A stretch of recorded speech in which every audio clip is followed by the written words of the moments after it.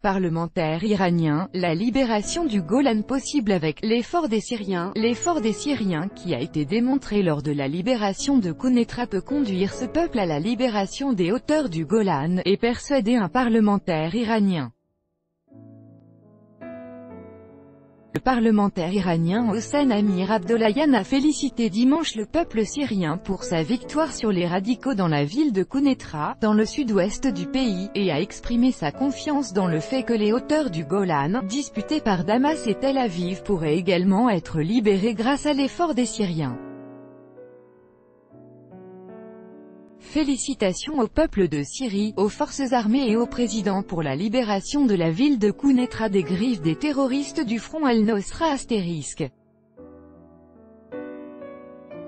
Cette victoire signifie que la libération des hauteurs du Golan occupées est également possible avec l'effort des Syriens, a déclaré le législateur, cité par l'agence de presse iranienne ISNA.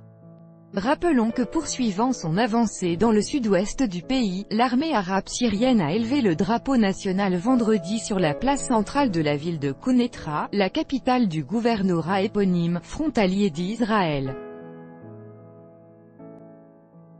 Israël occupe depuis 1967 quelques 1200 km² du plateau du Golan qui appartenait à la Syrie avant la guerre des 6 jours.